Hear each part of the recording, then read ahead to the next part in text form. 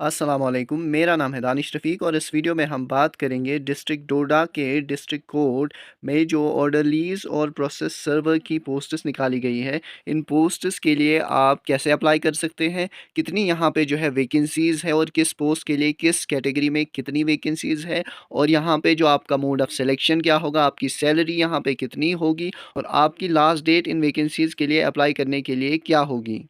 सबसे पहले अगर हम यहाँ पे पोस्ट की बात करें तो प्रोसेस सर्वर की पोस्ट के लिए आपकी सैलरी यहाँ पे 19,900 से 63,200 के बीच में रहने वाली है। ओपन मेरिट के लिए यहाँ पे एक वैकेंसी, आरबीएस के लिए एक वैकेंसी होगी, शेड्यूल कास्ट के लिए यहाँ पे एक वैकेंसी होगी और टोटल यहाँ पे आपकी प्रोसेस सर्वर की पोस्ट के लिए 3 वैकेंसीज है। ऑर्डरली चौकीदार के लिए यहाँ पे आपकी सैलरी जो है 14,800 से लेकर 47,100 के दरमियान रहने वाली है। ओपन मेरिट के लिए यहाँ पे ऑर्डरली चौकीदार के लिए 2 वैकेंसीज होंगी, एसटीज़ के लिए एक, आरबीएस के लिए एक, एससीज़ के लिए एक और यहाँ पे टोटल आपकी जो पोस्ट्स है 5 यहाँ पे आपकी वैकेंसीज़ इन पोस्ट्स के लिए होंगी।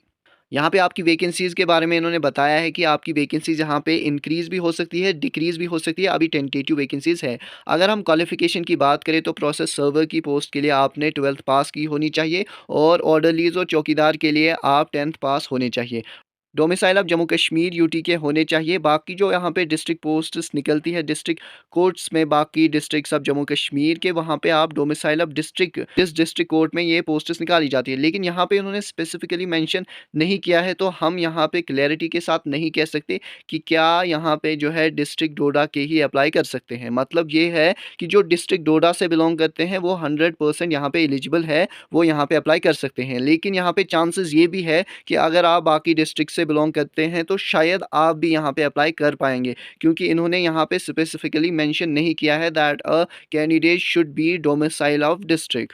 और एज की बात हम करें तो एज आपने मिनिमम और मैक्सिमम, मिनिमम आपने अटेन की हुई होनी चाहिए 1 जनवरी 2024 तक और मैक्सिमम आपने अटेन नहीं की हुई होनी चाहिए 1 जनवरी 2024 तक। यहाँ पे ओपन मेरिट के लिए आपकी एज है मिनिमम, आप यहाँ पे 1 जनवरी 2006 के बाद पैदा नहीं हुए होने चाहिए और आप यहाँ पे 1 जनवरी 1984 के बाद भी पैदा नहीं हुए होने चाहिए। मैक्सिमम एज यहाँ पे ओपन मेरिट के लिए 40 साल है, आरबीएस के लिए 43 ईयर्स है यानी 3 साल की रिलैक्सेशन, एससीज, एसटीज, ओबीसीज, ईडब्ल्यूएस के लिए भी यहाँ पे 3 साल की रिलैक्सेशन दी हुई है। लेकिन जो मिनिमम एज है, मिनिमम एज सबके लिए बराबर है। 1 जनवरी 2006 के बाद जो भी पैदा हुआ है वो अप्लाई नहीं कर सकता। लेकिन बाकी जो यहाँ पे कैटेगरीज है आपकी रिजर्व्ड, उनमें अगर आपकी जो अपर एज लिमिट है, अगर आप 1 जनवरी 1981 तक पैदा हुए हैं तो आप अप्लाई कर सकते हैं। उससे पहले जो यहाँ पे जिनकी डेट ऑफ बर्थ है वो अप्लाई नहीं कर सकते। आप इसके लिए अप्लाई कर सकते हैं, उसके लिए आपके पास फॉर्म होना चाहिए। फॉर्म अवेलेबल आपके लिए हो गया है 7 नवंबर 2024 से और लास्ट डेट अप्लाई करने के लिए 25 नवंबर 2024 से। आप यहाँ पे एप्लीकेशन फॉर्म हासिल कर सकते हैं। इनकी वेबसाइट जो दी हुई है badarwa.dcourts.gov.in से, और यहाँ पे आप एक से ज़्यादा पोस्ट्स के लिए भी अप्लाई कर सकते हैं। उनके लिए आपको सेपरेट फॉर्म्स यहाँ पे जो है फिल करने होंगे और एप्लीकेशन फॉर्म आपको ऑफलाइन मोड में ही office of the principal district and sessions जज भदरवा में आपको सबमिट करने हैं ऑफिस आवर्स के दौरान ही। और यहाँ पे आपकी जो लास्ट डेट है उसके बाद आप अप्लाई नहीं कर सकते, उसके बाद आपको यहाँ पे नहीं सबमिट करने हैं, बल्कि उससे पहले ही आपको सबमिट करने हैं और ऑफलाइन मोड में ही आप यहाँ पे सबमिट करेंगे। एप्लीकेशन फॉर्म के साथ आपको सेल्फ अटेस्टेड फोटो कॉपीज़ जिन डॉक्यूमेंट्स की रखनी है, वो क्वालिफिकेशन सर्टिफिकेट, यानी अगर आप 10th बेस्ड पोस्ट के लिए अप्लाई कर रहे हैं तो 10th क्वालिफिकेशन आपका डिप्लोमा, आपकी मार्कशीट, अगर 12th के लिए तो 12th diploma, 12th mark sheet, date of birth certificate के लिए आपका जो 10th मार्कशीट होती है और डिप्लोमा है वो यहाँ पे दोनों माने जाएंगे। कैटेगरी सर्टिफिकेट अगर आप रिजर्वेशन का फ़ायदा उठाना चाहते हैं, डोमिसाइल सर्टिफिकेट आपको यहाँ पे इनके साथ रखनी होगी। Character certificate from competent authority उससे आपको लानी है और यहाँ पे देनी है। मोड ऑफ सिलेक्शन की अगर हम चौकीदार और ऑर्डरलीज की बात करें तो आपका यहाँ पे जो है सिर्फ इंटरव्यू के बेसिस पे ही आपकी सिलेक्शन होगी। प्रोसेस सर्वर के लिए भी आपकी यहाँ पे इंटरव्यू के बेसिस पे ही सिलेक्शन होगी। कैंडिडेट्स को यहाँ पे 300 की फ़ी पे करनी है जेएंडके बैंक भदरवा में, और फेवर में जो आपका प्रिंसिपल डिस्ट्रिक्ट एंड सेशंस जज भदरवा है उनके फेवर में आपको यहाँ पे ये जो है फ़ी पे करनी है।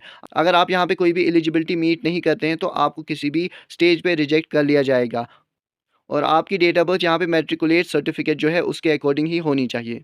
और आप यहाँ पे जो फ़ी पेमेंट की ड्राफ्ट और सेल्फ अटेस्टेड कॉपी सबमिट करेंगे वो आपकी यहाँ पे सेल्फ अटेस्टेड होनी चाहिए और आपकी लास्ट डेट आपको याद रखनी है 26 नवंबर है। आप जब यहाँ पे ये सब प्रोसेस करने जाएँगे टीएडीए आपको कोई भी नहीं दिया जाएगा और जब आप इंटरव्यू के लिए जाएँगे तब भी आपको अपने एक्सपेंसेस खुद ही बियर करने हैं। और अगर आपको यहाँ पे डेट ऑफ इंटरव्यू उसके बारे में पता नहीं चला तो आप यहाँ पे कोई भी क्लेम नहीं कर सकते that they did not inform you. You have yourself to blame at the time and you should stay prepared. You should stay informed and aware all the time about all the events and developments that are going to take place after you fill your application form, because you have the website that they have given here. I think that is the source from where you are going to get information with regard to future developments in this recruitment process of orderlies, चौकीदार and process servers. तो मुझे लगता है जितनी information देना ज़रूरी था उतना हमने दे दी है। इसके अलावा आपके मन में कोई सवाल हो आप हमसे पूछ सकते हैं वीडियो के कमेंट्स में। Thank you.